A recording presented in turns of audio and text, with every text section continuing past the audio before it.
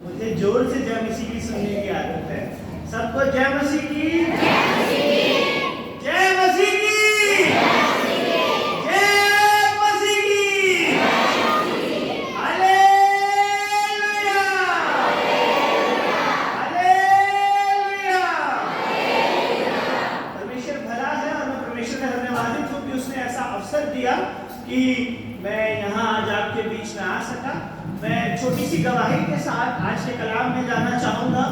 मैं सुबह 7 बजे उठा, अपनी एक्सरसाइज करी, तैयार हुआ और 9:30 बजे तक मन में ये था कि मैं सेंट पॉल्स चर्च जा रहा हूँ।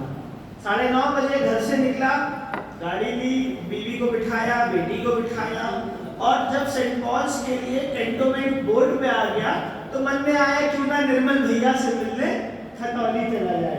तो वाइफ ने कहा अरे 10 तो बजने वाले हैं, चर्च का टाइम 10 बजे का है, हम लेट हो जाएंगे। मैंने कहा वो खुदा बाप की मर्जी है, मन में भैया से मिलने का आया है तो मैं भैया से मिलने जा रहा हूँ और खुदा मुझे आपके बीच में लाया। और सच में मैं अपने जीवन में इस बात की गवाही देना चाहता हूँ कि एक अच्छी वर्शिप की, एक अच्छी संगति की और प्रभु में अच्छे बहन भाइयों से मिलना मुझे सौभाग्य प्राप्त हुआ।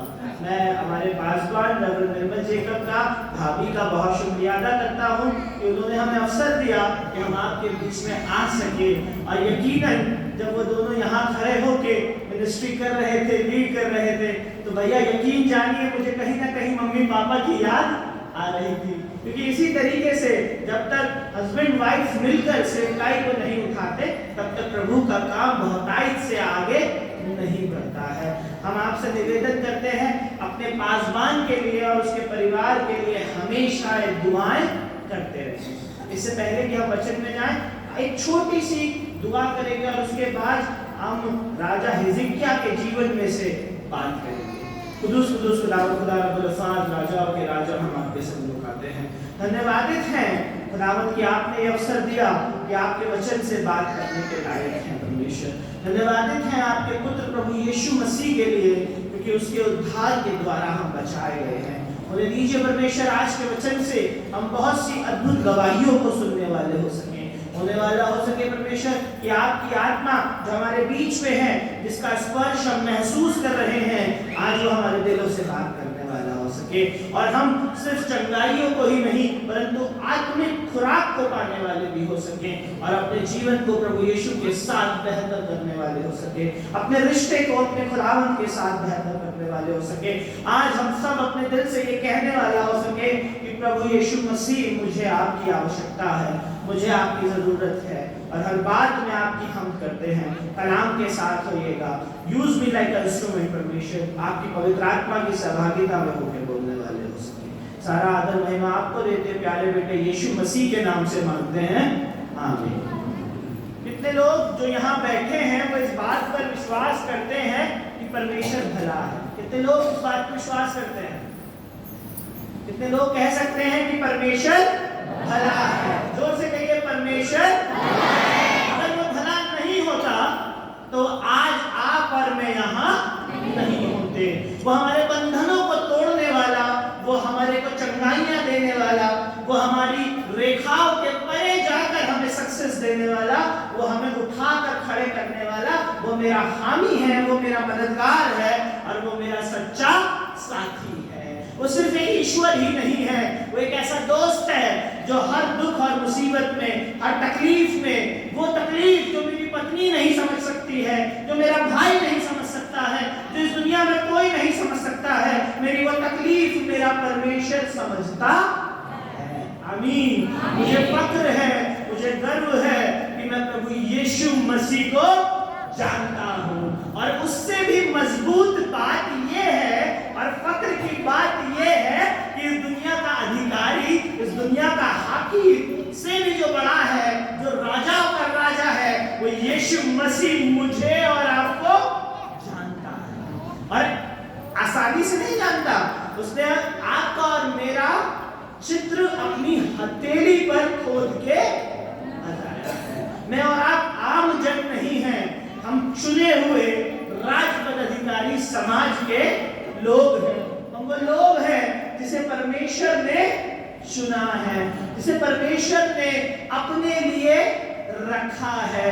मेरे प्रियो, आज के वचन से मैं आपसे यही बात करना चाहता हूँ। हम में से बहुत लोग हैं जो बीमारियों से परेशान हो सकते हैं। हम में से बहुत लोग हैं जो चंगाइयों के लिए चर्च में आए हैं। हम में से बहुत लोग हैं जो दुख में हैं, जो मुसीबत में हैं, जो कर्जे से हैं।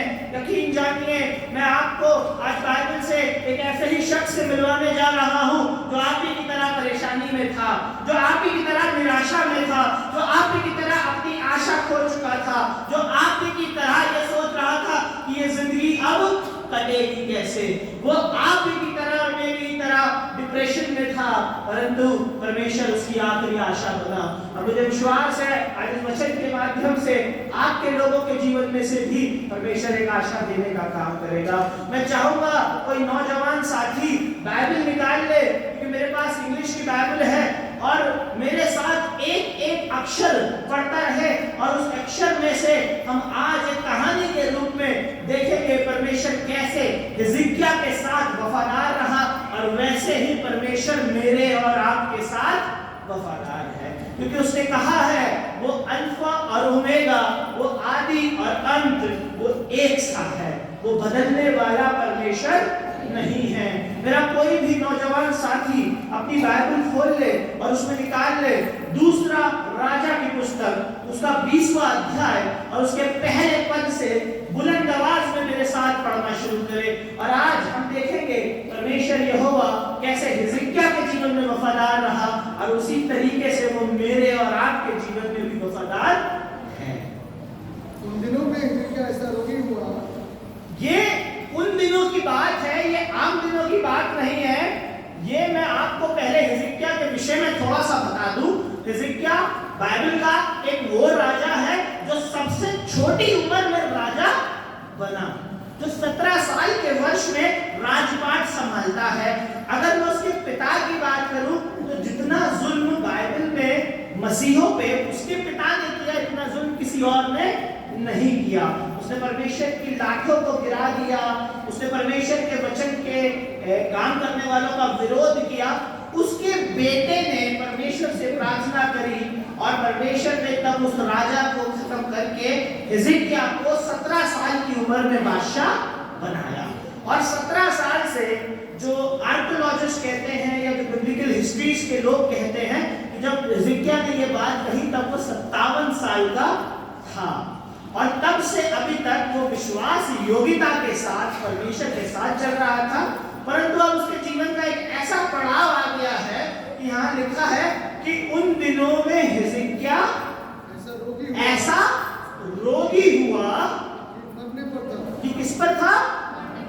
भैया मेरे साथ बात करते रहिए वरना मैं बहुत आलसी में सो जाऊंगा। कैसा रोगी हुआ? कैसा रोगी हुआ? आज की भाषा में कहें तो डॉक्टरों ने कह दिया है कि अपने घर ले जाओ। अब कोई आशा और उम्मीद बाकी नहीं है। डॉक्टर हार मान चुके हैं। डॉक्टरों ने ये कह दिया है कि भैया अब आप अपने मरीज की जितने दिन सेवा पानी कर सकते हो उतने दिन कर लो।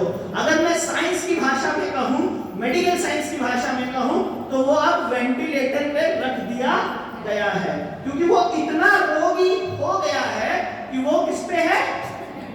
मरने पर था। अभी यहाँ कहानी का अंत नहीं हुआ, यहाँ से शुरुआत हुई है कि हिजकिय्याह रोगी है और इतना रोगी है कि मरने पर था। आगे क्या होता है? और आमोस के पुत्र यशायाह भविष्यद्वक्ता ने उसके पास जाकर कहा, और अभी तो वो रोगी है और कितना रोगी है कि मरने पर है। अब एक घटना और घटती है कि आमोस का पुत्र जो कि क्या है? यशायाह। यशायाह कौन है? यशायाह भविष्यवक्ता है। अगर मैं प्रॉफिट्स की बात करूं तो प्रॉफिट्स दो भागों में है, एक मेजर प्रॉफिट्स है, एक माइनर प्रॉफिट्स है। यशायाह माइनर प्रॉफिट नहीं है, यशायाह मेजर प्रॉफिट है। और खुदा के कलाम में से भैया ने आपको जरूर बताया होगा कि यशायाह जितने अद्भुत काम परमेश्वर ने जिस तरीके से उसे इस्तेमाल किया है वो काबिले तारीफ है। और वो भविष्यवक्ता जो एक मेजर प्रॉफिट है, वो व्यक्ति जिसके बारे में वचन में लिखा है कि वो खुदा से मुंह दर मुंह बातें करता था, वो यशायाह इंसान बीमार है। और कितना बीमार है कि डॉक्टर पहले ही मना कर चुके हैं। अब उसके पास कौन आता है? परमेश्वर का दास, और वो दास जिससे परमेश्वर रूबरू होकर बातें करता था। मेरी कहानी को सुनते रहिएगा, अगर इंटरेस्ट छूट गया तो समझ में नहीं आएगी।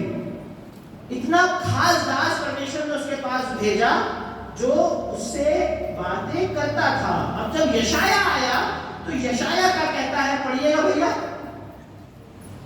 और आमोस के पुत्र यशायाह भविष्यद्वक्ता ने उसके पास जाकर कहा, यहोवा यूं कहता है कि अपने घराने के विषय में जो आज्ञा देनी हो वह दे। अरे भैया, नुकसान हो गया। अभी तक डॉक्टरों ने क्या कहा था कि अब तू नहीं बचेगा। पहले रोगी, फिर डॉक्टरों ने जवाब दे दिया मरने पर है, और अब परमेश्वर का वो दास जो परमेश्वर से मुंह दर मुंह बातें करता था, परमेश्वर का अभिषक्त जना आके कह रहा है कि भैया अपनी वसीयत बना दे, अपने बच्चों में जो बंटवारा करना है वो बंटवारा कर दे, तुझे जिससे जो कहना है वो कह दे, अपना राजपाट भी अब किसी और को सौंप दे। क्योंकि वहां पे अब जो आगे लिखा है वो बहुत ही दर्दनाक है कि अब वो व्यक्ति जो परमेश्वर से रूबरू बात कर रहा था, पासवान, वो कह रहा है कि तू अब नहीं, क्या लिखा है, नहीं बचेगा, तू मर ही जाएगा। मर ही जाएगा मतलब ये है कि उसकी डेथ जो है, उसकी जो मरण है, उसकी जो मृत्यु है वो 100%, 100% अब हो चुकी है। डॉक्टर जवाब दे चुके हैं, और सबसे बड़ी बात कि खुदा का दास भी आकर अब ये कह चुका है, वो इसने ये नहीं कहा यशायाह ने कि मेरी मर्जी है या मैं तुझसे कह रहा हूं। उसने क्या कहा है? उसने कहा अब परमेश्वर की ये मर्जी है कि तू नहीं बचेगा, तू मर ही। अब 1 मिनट के लिए रुककर अपने दिमाग में राजा हिजकिय्याह की परिस्थिति को सोचने की कोशिश करें। जितने लोग यहाँ बैठे हैं 1 मिनट के लिए ये सोच लीजिए कि हम कौन हैं? हम राजा हिजकिय्याह हैं। आप बीमार हैं, जब आप बीमार हैं तो जो साइंस बताती है कि बीमारी में सबसे पहली जो चीज आती है वो कमजोरी आती है।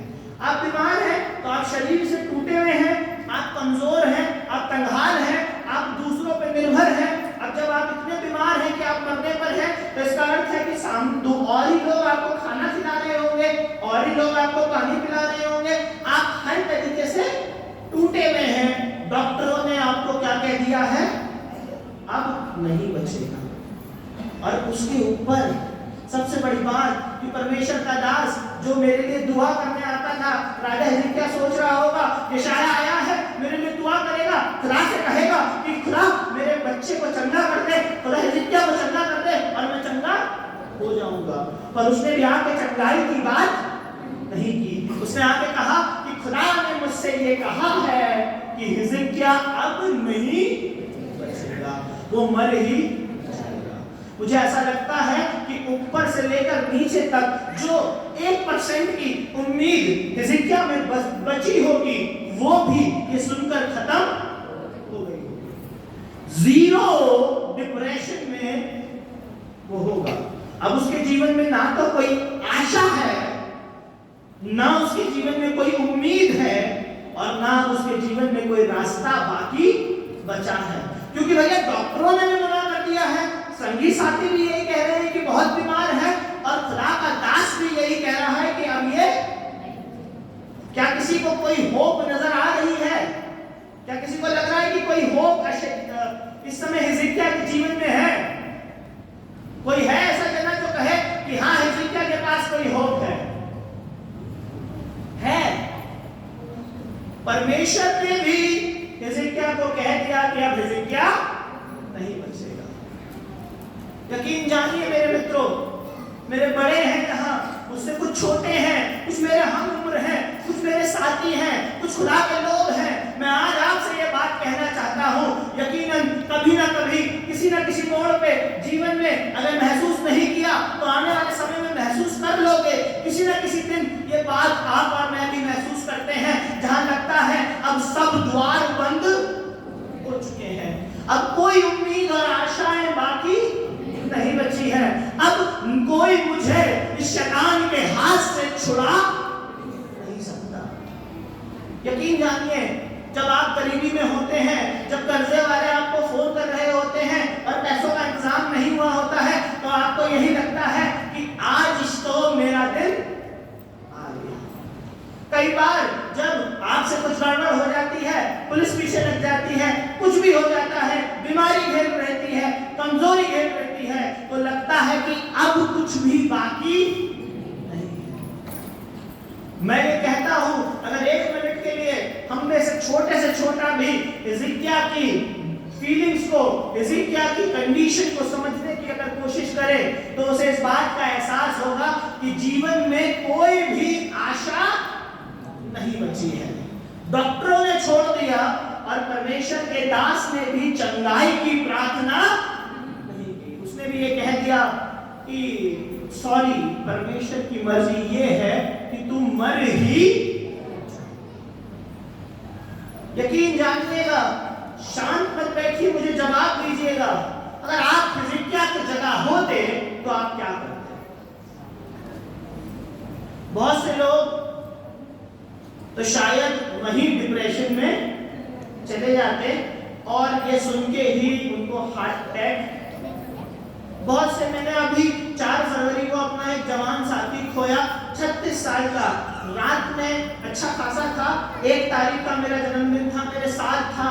4 तारीख को सुबह 4 बजे उसकी बहन का फोन आया, भैया ऐसा कार्डियक अरेस्ट आ रहा है, मैं क्या करूं? मैंने कहा सामने ही अस्पताल है, आप लेके पहुंचो, मैं पहुंच रहा हूं। और यकीन जानिए कि कितनी देर में वो उसको हॉस्पिटल लेके जाने की कोशिश कर रही थी, उतनी देर में वो जवान भाई हमारे बीच से चला गया।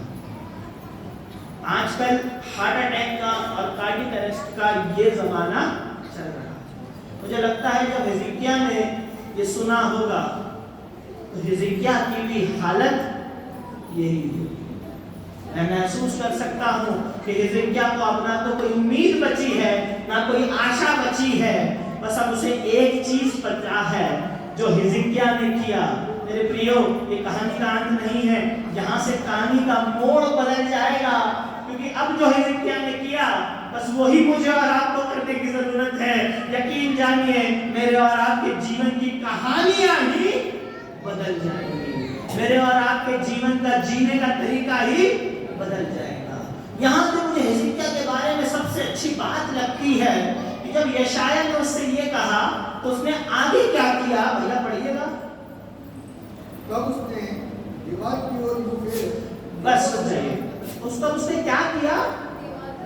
क्या किया? अगर मुझे आके आज डॉक्टर और परमेश्वर का अभिषिक्त दास सुन के ये कह दे कि अब नहीं बचेगा, तो मुझे ऐसा लगता है मैं सबसे पहले अपनी टीवी को बुलाऊंगा, उससे बात करूंगा, फिर अपने 4 रिश्तेदारों को बुलाऊंगा। वो राजा था तो वो अपने बेस्ट से बेस्ट हाकिमों को बुलाता, वो अपने मंत्रियों को बुलाता, वो अपने सेनापति को बुलाता, वो अपने सलाहकारों को बुलाता और उनसे क्या कहता कि मेरे साथ ऐसा हो रहा है। पर यहाँ देखिए उसने क्या किया, उसने दीवार की ओर, अब अगर मेरा मुंह इधर की तरफ है तो आप लोगों की तरफ क्या है? अब इधर आप लोगों की तरफ मुंह है तो पीछे वाले की तरफ क्या है? दीवार पे मुंह फेरना ये दर्शा रहा है, जो वहां समझाने की बात है वो ये है कि उसने संसार से उम्मीदें छोड़ दी, उसने लोगों से उम्मीदें छोड़ दी, उसने परिवार से उम्मीद छोड़ दी, उसने इस दुनिया से उम्मीदें छोड़ दी, उसने दवाइयों से उम्मीदें छोड़ दी, उसने डॉक्टर से उम्मीदें छोड़ दी, क्योंकि उसे ये पता था कि अगर परमेश्वर ने निर्णय ले लिया है तो सिर्फ अब अपना निर्णय परमेश्वर ही, उसने किसी से कुछ भी, यकीन जान लीजिए ये गूढ़ मंत्र है, इसे कहीं नोट कर लीजिएगा कि जब परेशानियां घेर लें, जब समस्याएं घेर लें, तो लोगों के सामने हाथ पैर मत मारिएगा। लोगों के साथ आप जितनी कोशिश करेंगे उससे अच्छा ये है कि पेट फेर के अपने परमेश्वर से बात करना शुरू कीजिएगा। उसने सबसे पहला काम किया कि उसने पीठ फेर ली और उसके बाद दूसरा स्टेप जो उसने किया वो बहुत शक्तिशाली स्टेप था। क्या किया भैया? यहोवा से प्रार्थना करके कहा। क्या किया उसने? हालेलुया। क्या किया उसने? क्या करी उसने? मुझे सुनाई नहीं दे रहा। उसने क्या किया? उसने यहोवा से क्या की? क्या की? क्या की? उसने यहोवा से प्रार्थना की। मेरे प्रियो, मेरे अजीजों, खुदा के लोगों, मेरे बड़ों, मेरे छोटों, मेरे हमरो, मैं आज आपसे ये कहना चाहता हूँ कि आपकी जिंदगी में चाहे कितने भी घने बादल क्यों ना हो, चाहे आपकी जिंदगी में कितनी भी चीजें खराब क्यों ना हो गई हो, चाहे परमेश्वर ने भी आपके लिए निर्णय ले लिया हो, आपकी प्रार्थना है परमेश्वर का निर्णय भी बदल देगा। आगे देखिएगा हिजकिय्याह के जीवन में यही हुआ। मेरे प्रियो, मैं आज आपको आपका छोटा होने के नाते ये इनकरेज करना चाहता हूँ। आज जब घर जाइए तो अपनी एक नियम बता लीजिए कि चाहे दुनिया इधर से उधर हो जाए, चाहे कुछ भी हो जाए, मैं प्रार्थना करना नहीं छोड़ूंगा। मैं प्रार्थना करना नहीं छोड़ूंगी। मैं प्रार्थना करना अपने परिवार से, अपने घर से, अपने आप से कभी भी जुदा नहीं करूंगा। चाहे दुनिया कुछ भी कहे, चाहे दुनिया कुछ भी करे, मैं और मेरा घराना तो परमेश्वर से प्रार्थनाओं में निरंतर लगे रहेंगे। Because prayers can change your life. दुनिया में कुछ और नहीं है जो आपको, आपके जीवन को बदल सकता है।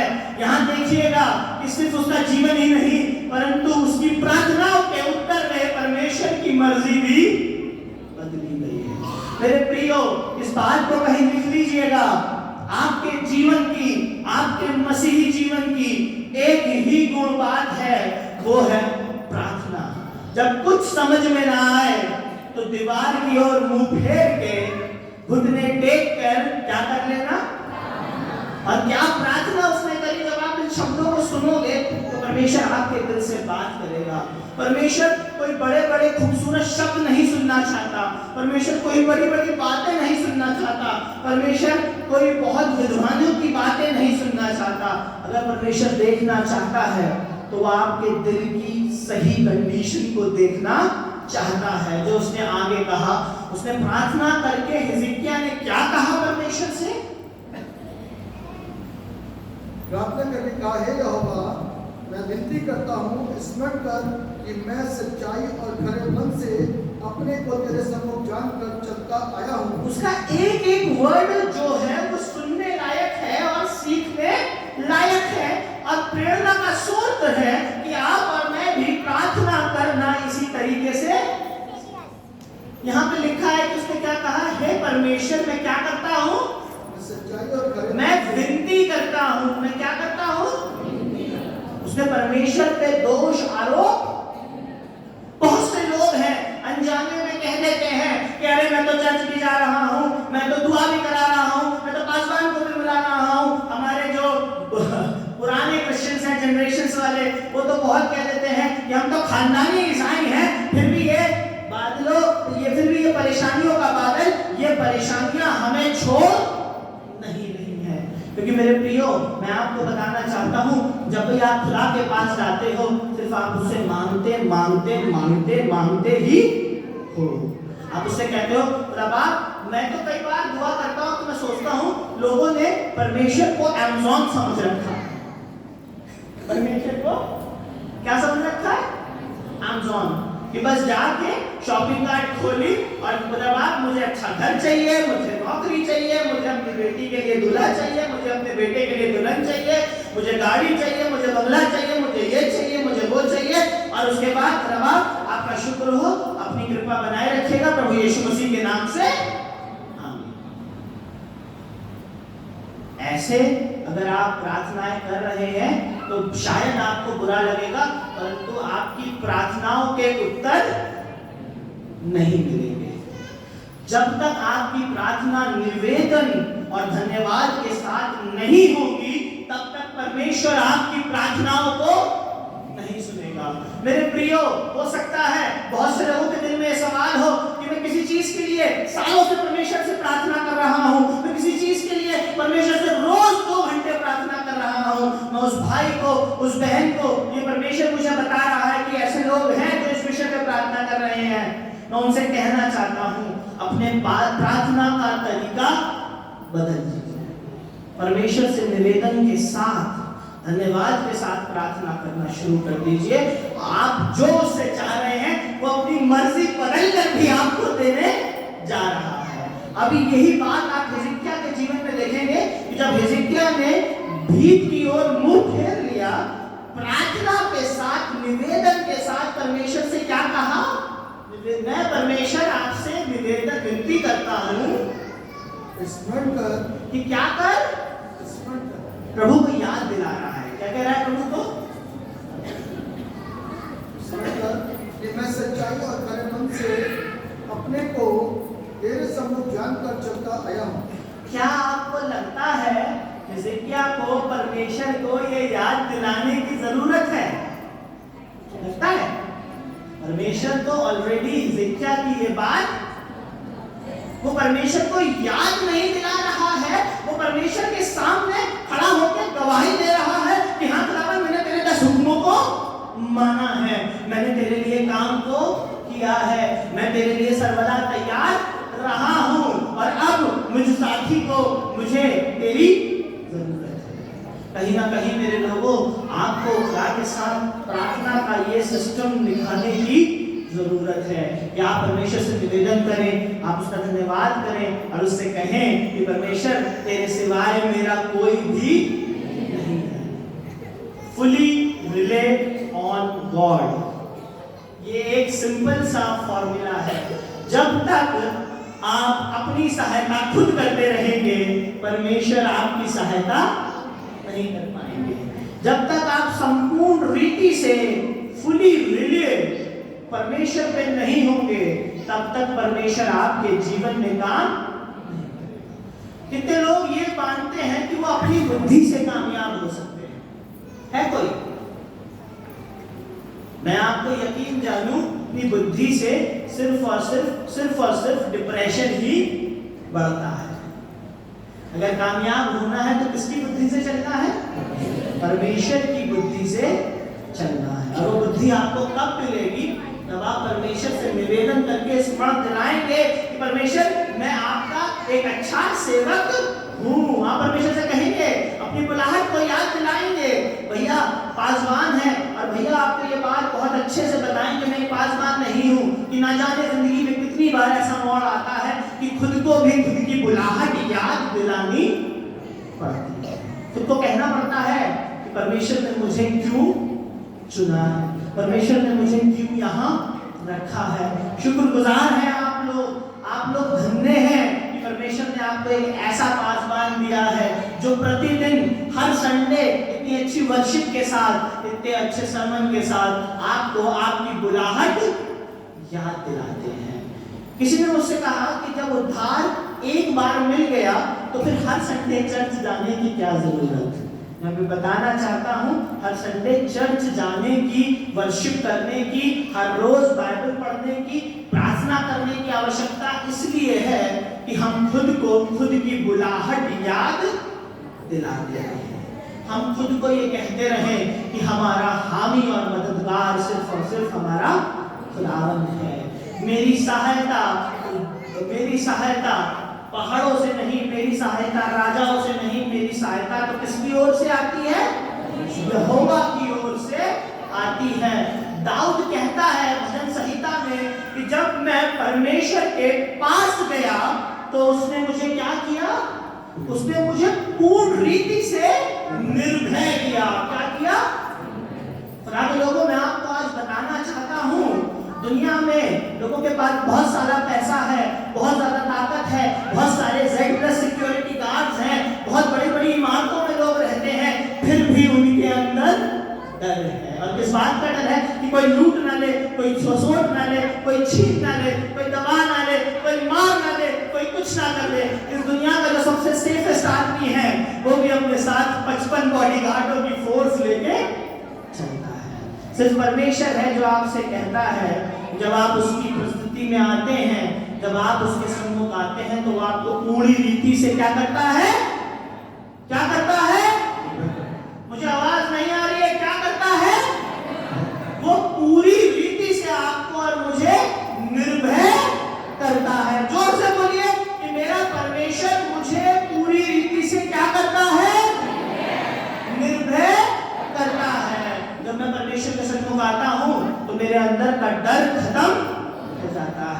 वो मेरी प्रार्थनाओं को सुनता है।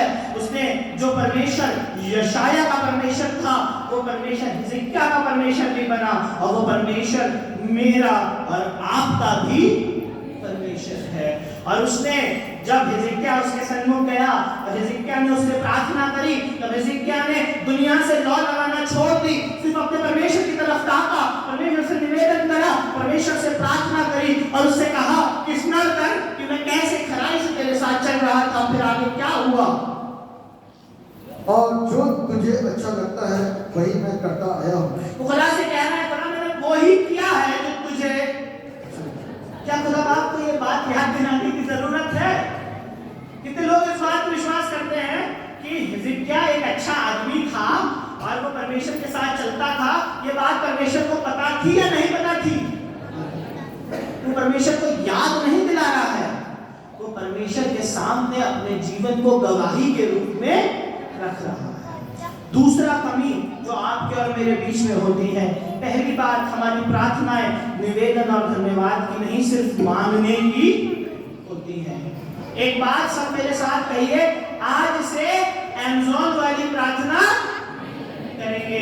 आज से हम परमेश्वर से निवेदन और धन्यवाद वाली प्रार्थनाएं करेंगे। और दूसरी बात क्या करेंगे? हम परमेश्वर के भवन में परमेश्वर के सन्मुख खड़े होके गवाहियां देंगे। यकीन जानिए, परमेश्वर आपके दिलों में, आपके हृदयों में, आपके घरों में प्रतिदिन छोटे से छोटे काम में अगर परमेश्वर आपके साथ नहीं होता तो बुरा मत मानिएगा, आप एक समय की रोटी भी कायदे से खा नहीं पाएंगे। हम आप सब हर छोटी सी छोटी बात में अगर आज यहाँ खड़े हैं तो इसमें भी किसकी मर्जी है? परमेश्वर की मर्जी है। पर अफसोस ये है कि गवाहियों के समय में हम वो गवाहियां देना भूल जाते हैं। मेरे प्रियो, अगर आपकी प्रार्थनाएं नहीं सुनी जा रही हैं तो दो हैबिट आज अपने अंदर बांध लीजिए। एक, निवेदन के साथ परमेश्वर से क्या करेंगे? प्रार्थना करेंगे। और दूसरी कि जब परमेश्वर मेरी उस बात को सुन लेगा तो मैं सारे लोगों में खड़ा होके, मैं चर्च में खड़ा होके, मैं पासवान से खड़ा होके, मैं कलीसिया से खड़ा होके कहूंगा कि मेरा परमेश्वर मेरे लिए भला है। वचन का एक पद मुझे याद आता है जहाँ लिखा है कि जब गवाहों का बड़ा बादल तुम्हें घेरे हुए है तब क्या करना? तब उलझाने वाली रोकने वस्तुओं से, तब उलझाने वाली धूप वस्तुओं से परे रहना। बड़े अफसोस की साथ है, दुआ में आते हैं, प्रार्थना भी कर रहे हैं, चीजें भी कर रहे हैं, परमेश्वर के वचन को सुन भी रहे हैं, पर कहीं ना कहीं रिश्तेदारों के प्रेशर में, किसी और प्रेशर में, किसी और चीजों में कहीं ना कहीं परमेश्वर के साथ फेर बदल भी कर रहे हैं। जब गवाहों का ऐसा बड़ा बादल तुम्हें घेर लेता है तो अब परमेश्वर से ना तो दाएं मुड़ना और ना बाएं मुड़ना, क्योंकि मेरा परमेश्वर मेरे संग संग है। सेनाओं का यहोवा हमारे और याकूब का परमेश्वर हमारा है। ये बात आज आप और हम कह रहे हैं, और यही बात उस दिन हिजकिय्याह ने भी परमेश्वर से कही। उसने भीत की ओर मुंह फेर लिया, परमेश्वर से निवेदन के साथ अपनी गवाही की, और फिर क्या हुआ? तब हिजकिय्याह फूट फूट कर रोया। और तब क्या हुआ? क्या हुआ?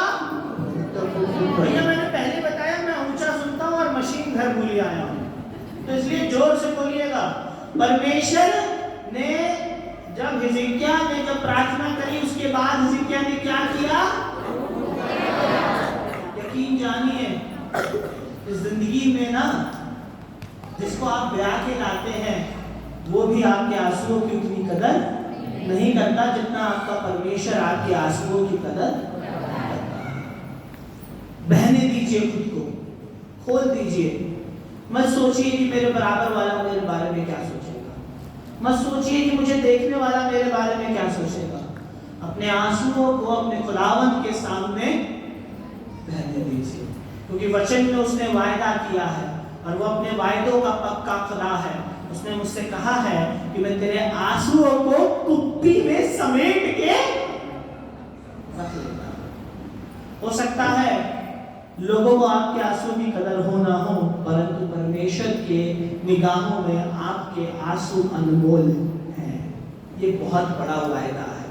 अपने दिल पे हाथ रख के कहिए कि किसी को मेरी कदर हो ना हो, इस समाज को, इस दुनिया को, इन लोगों को मेरी कदर हो ना हो, परंतु मेरे परमेश्वर को मेरे आंसुओं की कदर।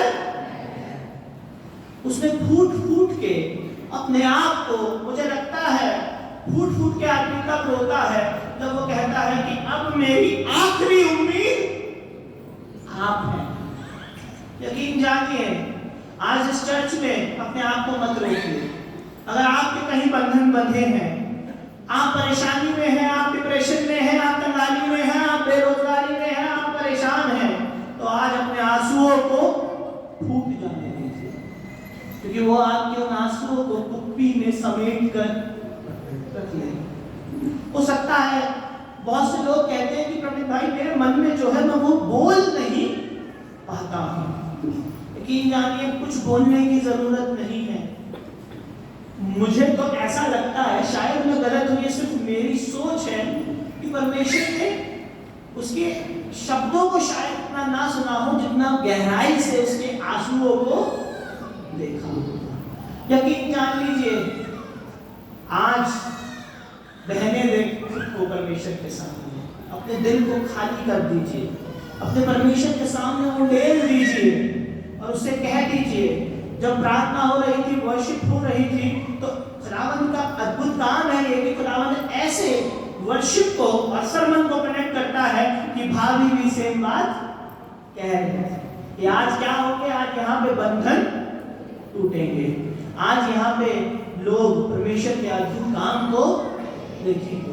मेरे प्रियो, मैं आज आपको इंकरेज करना चाहता हूं कि वो परमेश्वर अगर हिजाक का परमेश्वर था, वो याकूब का परमेश्वर था, वो यशाया का परमेश्वर था, वो हिजकिय्याह का परमेश्वर था, तो वो मेरा और आपका भी।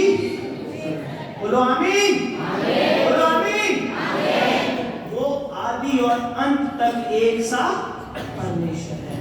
वो अल्फा और ओमेगा है, वो कभी ना बदलने वाला परमेश्वर है। उसने हिजकिय्याह के आंसुओं को समेटा, उसने हिजकिय्याह के आंसुओं को देखा, और मेरा वो खुदावंद आपके भी आंसुओं को देखने जा रहा है। और जब उसने हिजकिय्याह के आंसुओं को देखा तो आगे क्या लिखा है? तो ऐसा हुआ यशायाह आंगन के बीच तक। तब क्या हुआ? तब ऐसा हुआ कि यशायाह आंगन के बीच तक। कहाँ है यशायाह अभी? आंगन के बीच। इसका मतलब क्या है कि अभी महल से बाहर भी लोग एटीएम की बात करते हैं, यूपीआई का जमाना है, इंस्टेंट की बात करते हैं, इंस्टेंट मैगी बनाते हैं, इंस्टेंट कॉफी बनाते हैं। उससे भी जल्दी परमेश्वर आपकी प्रार्थनाओं को, आमीन, उससे भी जल्दी परमेश्वर आपकी प्रार्थनाओं को क्या करता है? ये बात अधूरी है। वो सुनने के साथ साथ उनका प्रत्युत्तर भी। Hallelujah, hallelujah. परमेश्वर इससे पहले 2 मिनट में मैगी बनती है, उससे पहले परमेश्वर आपकी प्रार्थनाओं को सुनता है और उसका क्या देता है? पर कब देता है? जब वो प्रार्थना निवेदन और गवाहियों के साथ कही जाती है। जो लोग सालों से चीजों पे प्रार्थना कर रहे हैं और प्रार्थना सुनी नहीं जा रही है, मैं आज उन्हें इंकरेज करना चाहता हूं, प्रार्थना करने का तरीका बदल दीजिए। निवेदन में ले आइए अपनी प्रार्थनाओं में, गवाहियां ले आइए अपनी प्रार्थनाओं में। अगर वो चीज आपके लिए होगी तो परमेश्वर आपको वो चीज चुटकियों में देने की ताकत रखता है। अभी वही यशायाह जो 5 मिनट 10 मिनट पहले, क्योंकि समय का गैप हम इसलिए समझ सकते हैं क्योंकि अभी वो आंगन में ही है, अभी उसने महल भी क्रॉस। तो मुझे लगता है ये सारी घटना भैया सिर्फ 5 मिनट या 10 मिनट की घटना है। अभी वही यशायाह जो आया था, आके क्या कह रहा था यशायाह? क्या कह रहा था यशायाह? कि यशायाह कह रहा था कि अब परमेश्वर की इच्छा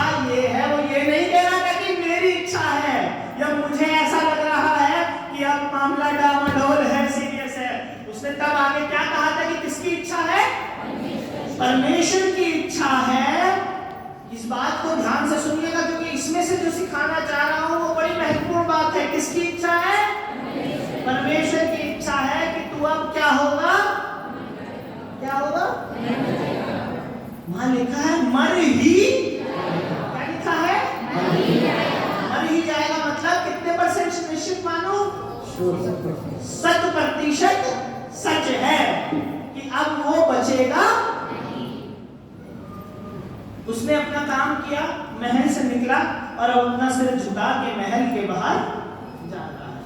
आंगन में पहुंचा है, हिजकिय्याह ने अपना काम किया, निवेदन करा, प्रार्थना करी, गवाही दी और फूट फूट कर और कहने लगा परमेश्वर अब मेरी आखिरी उम्मीद ही आप हैं, मेरे आखिरी जज्बा अब आप हैं, मेरी जिंदगी का आखिरी द्वार बस अब आप। जब ये हुआ तो हिजकिय्याह की ताकत ये थी कि वो आदमी, मेरी बात पे ध्यान दीजिए जहां से मैंने शुरू किया था, हिजकिय्याह कितना कमजोर था। वो इतना कमजोर था कि उसको खाना भी और लोग, वो अपने लिए शायद बेड पे से भी उठ, उस कमजोर हालत में सिर्फ उसके 2 शब्दों ने और उसके आंसुओं ने उसकी जिंदगी को, और वो आंसू और वो शब्द इतने सामर्थी थे, इतने सामर्थी थे कि परमेश्वर ने भी अपनी मर्जी को, किसने अपनी मर्जी को बदल दिया? आमीन। आपकी प्रार्थनाएं परमेश्वर को भी उसकी मर्जी बदलने पर मजबूर कर देती है। और ये मैं नहीं कह रहा हूं, ये खुदा का कलाम आपको बता रहा है। जब अब क्या हुआ, यशायाह नबी के पास फिर से किसका कलाम पहुंचा? क्या यशायाह के मन में आया कि यार बेचारा हिजकिय्याह का दिल टूट गया होगा, चलो जाके उसे संवेदना दे, तो ऐसा हुआ? किसका कलाम पहुंचा? पहले किसकी इच्छा थी कि अब ये नहीं बचेगा? किसकी? और अब किसकी इच्छा है? अब परमेश्वर क्या कह रहा है? पढ़िएगा भैया। वचन उसके पास पहुंचा, लौटकर मेरी प्रजा के प्रधान हिजकिय्याह से कहे, किससे कहे? मेरी प्रजा के प्रधान, लौटकर जाकर किससे कहे? मेरी प्रजा के प्रधान हिजकिय्याह से कहे। मेरी बात को यहाँ बहुत गंभीरता के साथ सुनिएगा। जब पहले कहा था तो उसने कहा था कि जाके किससे कह दे? ऊपर के पद में लिखा है कि जाके, पहले का पद पढ़िए क्या लिखा है उन दिनों में, जैसे क्या क्या लिखा है वहां पे? ऐसा रुकी हुआ, हाँ हाँ आमोस के पुत्र यशायाह भजनकर हाँ ने उसके पास जाकर कहा, यहोवा यूं कहता है कि अपने, जब आप पहला पद पढ़ते हैं तो वहां उसको कहा गया है हिजकिय्याह। क्या कहा गया? क्या कहा गया? और अब जब परमेश्वर यशायाह को दोबारा बात कर रहा है तो क्या कह रहा है? लौट कर मेरे प्रजा के प्रधान को कह दीजिए। खुदा के लोगों, मेरे मित्रों, मेरे भाइयों, मसीह में मेरी बहनों, मैं आपको बताना चाहता हूं कि जब परमेश्वर रिस्टोर करने पे आता है, जब परमेश्वर लौटाने पे आता है, तो वो सिर्फ सेहत के साथ खोया हुआ माल भी लौटा देता है, कोई भी मान प्रतिष्ठा भी लौटा देता है। जो बेड पे पड़ा था, जिसे ये था कि अब वो मरने पर है, उसे फिर से उसने अपनी प्रजा का क्या बना दिया? क्या बना दिया? असंभव को संभव करने वाला मेरा और आपका परमेश्वर है।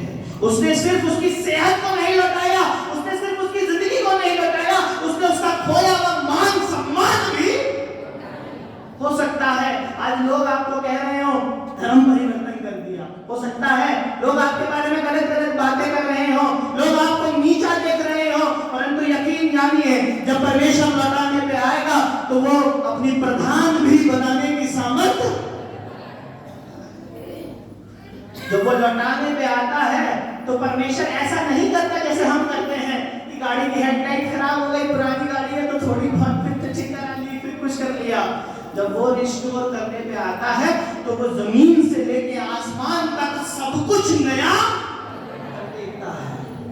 वचन में लिखा है, मुझे याद है प्रकाशित वाक्य में कहा है कि मैं देख सब कुछ नया करने जा रहा है। यशायाह की पुस्तक में उसने कहा है कि आओ हम आपस में क्या करें, वाद विवाद करें, हम बातचीत करें, हम डायलॉग करें, हम बातचीत करें, हम डिस्कशन करें, और मैं फिर सब कुछ नया करने जा रहा हूं। तुम्हारे पाप लाल रंग या अर्गवानी रंग के क्यों ना हो, मैं उन्हें हिम से अधिक श्वेत करने जा रहा हूं। जरूरत है निवेदन, प्रार्थना और गवाही। आपकी परिस्थिति चाहे कितनी भी बुरी क्यों ना हो, वो सब कुछ बदल सकता है। सबसे पहले उसने हिजकिय्याह का क्या बताया? उसने हिजकिय्याह का खोया हुआ मान सम्मान लौटाया। उसने कहा कि जाके अब मेरी इस प्रजा के प्रधान से कह दे, क्या कह दे? तेरे मूल पुरुष दाऊद का परमेश्वर यहोवा यूं कहता है। ये भी बहुत इंपॉर्टेंट बात है। वचन को समझने के लिए वचन ही सबसे इंपॉर्टेंट चीज है। ये बड़ी मुख्य बात है। वो कह रहा है कि तेरे मूल पुरुष परमेश्वर, दाऊद का परमेश्वर यूं कहता है। अब परमेश्वर ने भी उसे माफ कर दिया और उसे क्या कहा कि मैं तेरा कौन हूं? मैं तेरा। तीन चीजें हम यहां सिर्फ देखते हैं कि उसकी उम्र बढ़ा दी, पर यहां उम्र से पहले उसका मान सम्मान रिस्टोर किया और उसे यह एहसास दिलाया कि मैंने तुझे ना छोड़ा है, ना त्यागा है, और ना मैं तुझे भूला। मैं आज भी तेरा परमेश्वर हूं। जाकर हिजकिय्याह से कह दे, कि तेरे मूल पुरुष दाऊद का परमेश्वर यहोवा यूं कहता है कि मैंने तेरी प्रार्थना सुनी और तेरे आंसू देखे। क्या कहता है? मैंने तेरी क्या सुनी? मैं बहरा हूं, मैं नहीं सुन पा रहा हूं। क्या कह दी? मैंने तेरी प्रार्थना सुनी। और तेरे आंसू। मैं अभी नया माँ बाप बना हूं, पर मैं देखता हूं मेरे माँ बाप भी और मुझसे पहले वाले माँ बाप भी, सबकी एक ही कंप्लेंट है कि बच्चे हमारी, माँ कहती है ये बेटा मेरी नहीं सुनता, बीवी कहती है ये पति मेरी नहीं सुनता, पति कहता है ये बाप मेरी नहीं सुनता, ये भाई कहता है ये भाई मेरी। इस दुनिया में कोई किसी की भी सुनने की बात, हम लोग तो लोगों की मन की बात भी नहीं सुनते, कोई किसी की नहीं सुनता। परंतु यकीन जानिए एक है जो आपके मन की बात, फिर यही तो गलती है। वो सिर्फ सुनता ही नहीं है, वो और क्या करता है?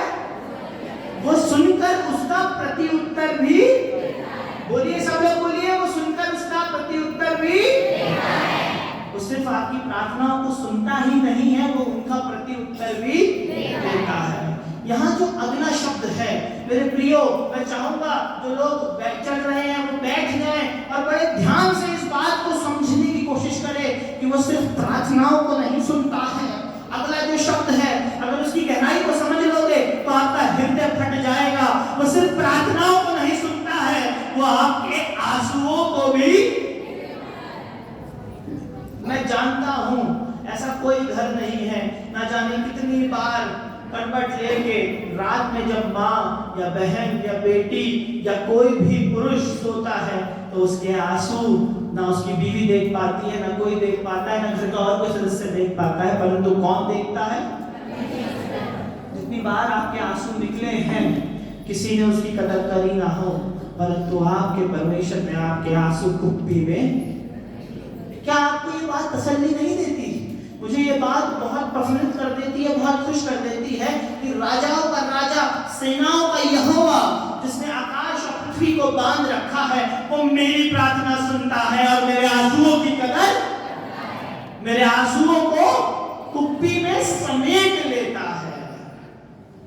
मुझे ऐसा लगता है कि अगर खतौली विधानसभा के एमएलए साहब से किसी की अच्छी सेटिंग हो जाए तो वो अपने आप को इस जिले में अपने से बड़ा आदमी नहीं मानेगा। और अगर लेकिन सही विधायक जी के साथ साथ डीएम एसएसपी से और उठ बैठ हो जाए तो भैया फिर तो सारे सरकारी ठेकेदारी मेरी, सारा सब कुछ माल मेरा। उनसे लाख गुना बड़ा सेनाओं का यहोवा, जिसने आकाश और पृथ्वी को थामे रखा है, जिसने इस दुनिया को रचाया है, जिसने मुझे और आपको बनाया है, जिसने मुझे और आपको जीवित प्राणी करके बनाया है, जिसने इस ब्रह्मांड को रचा है, वो कह रहा है कि मैं तेरी प्रार्थना सुनता हूं और तेरे आंसू। मुझे नहीं लगता अगर ये बात मैंने महसूस कर ली तो मुझसे ज्यादा प्रभावशाली, मुझसे ज्यादा डिटरमाइंड, मुझसे ज्यादा स्ट्रॉन्ग कोई अपने आप में महसूस।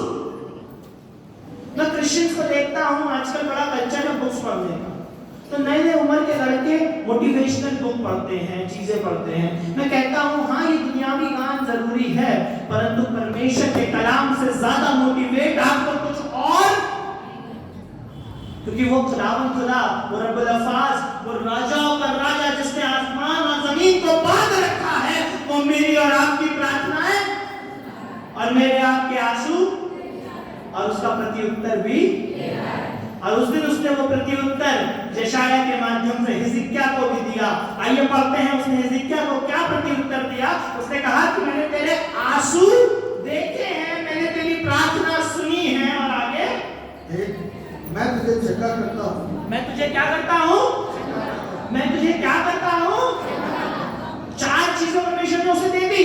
उसका मान सम्मान लौटा दिया, उसको फिर कह दिया कि मैं तेरा परमेश्वर हूँ, और दूसरा तीसरी चीज उसको क्या कर दिया, चाहे आपकी बीमारी 100 वर्ष पुरानी क्यों ना हो, चाहे आपकी बीमारी कितनी भी बड़ी से बड़ी क्यों ना हो, परमेश्वर उसे चंगा करने की ताकत।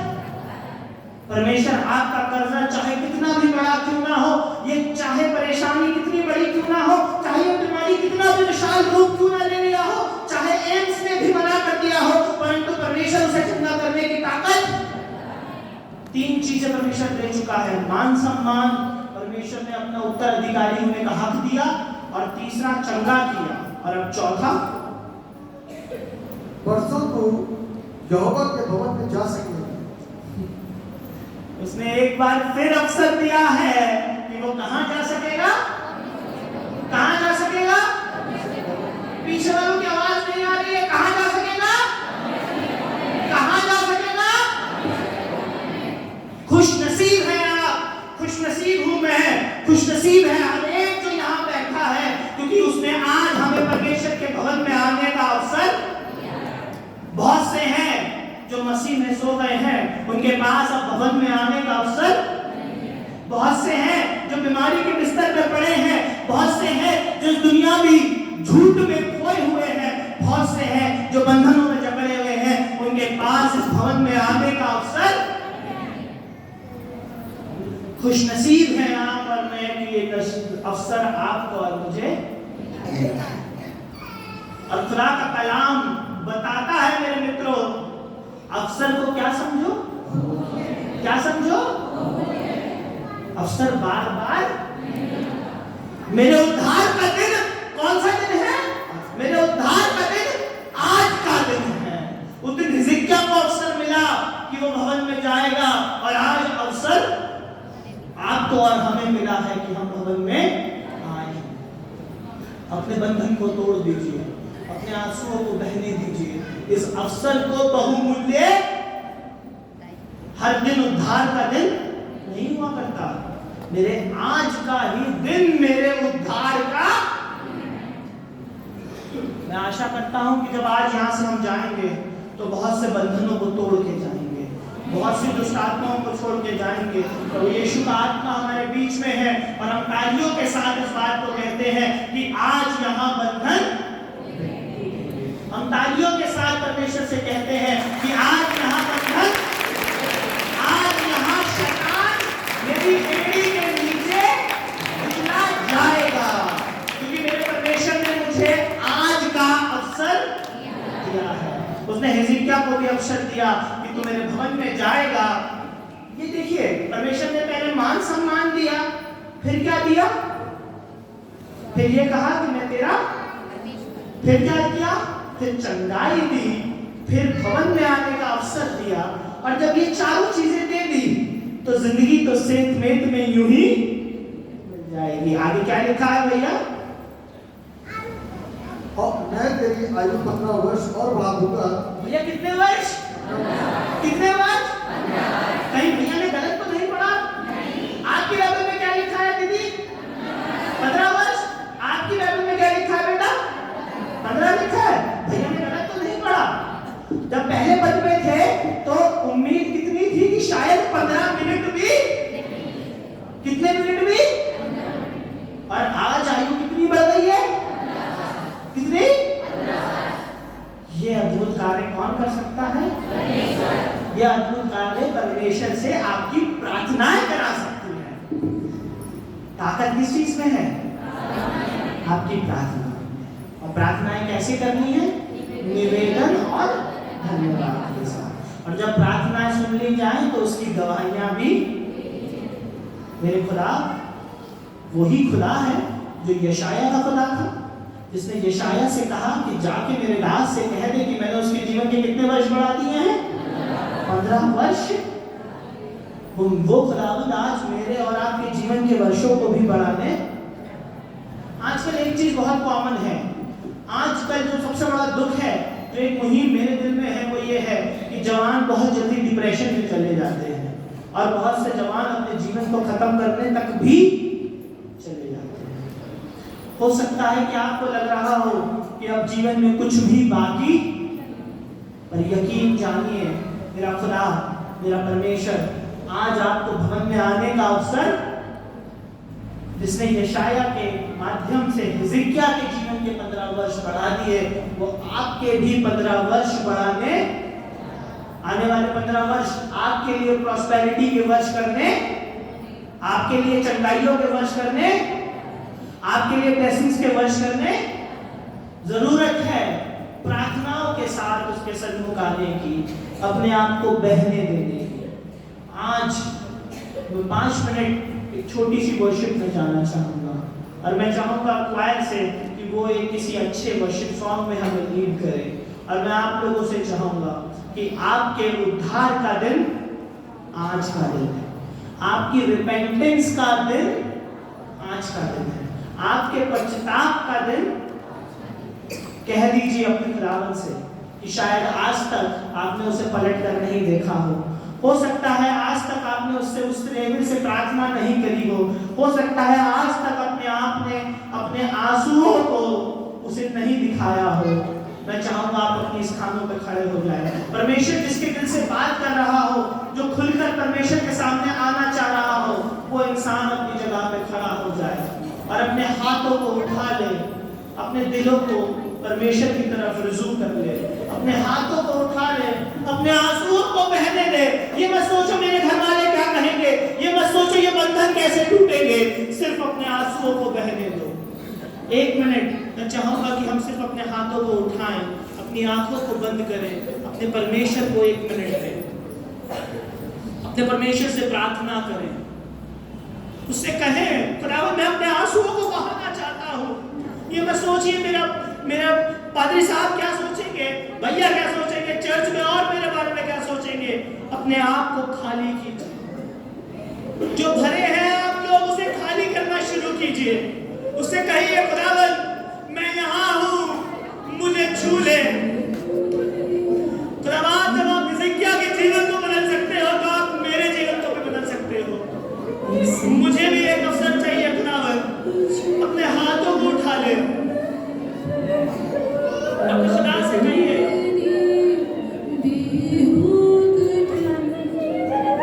कह दीजिए, फूट जाइए, अपने खुदावंद के सामने अपने आंसुओं को बहने दीजिए। Let him touch you.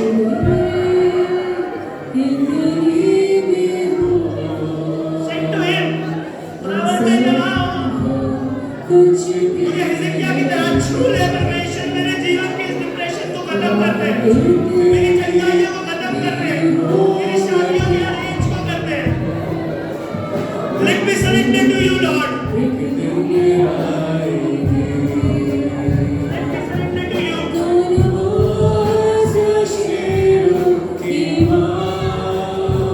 Yes, Lord.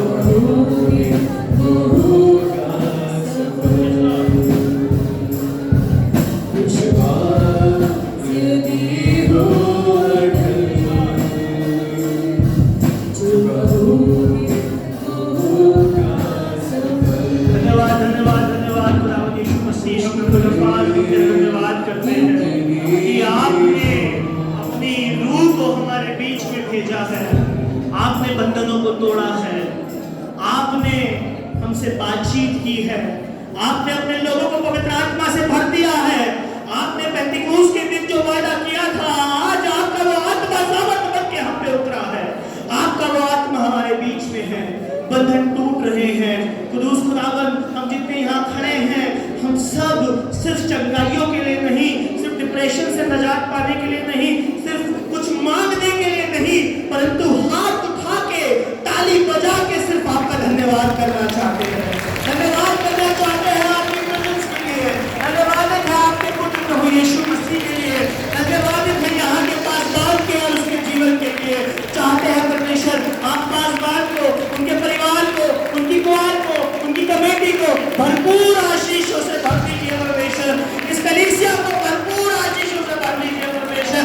यहाँ आज कोई खाली हाथ ना जाने वाला हो सके, और कोई आशीषों का बाइस करके जाने वाला हो सके। It should be the blessing to the nation परमेश्वर। ये हमारे देश के लिए आशीष का कारण बनने वाले हो सके। पेंटिकोस की तरह इनके हृदयों से बात कीजिएगा। सारा आनंद महिमा आपको देते हैं और सब कुछ आपके प्यारे बेटे प्रभु यीशु के हाथ में मांगते हुए कहते हैं आमीन।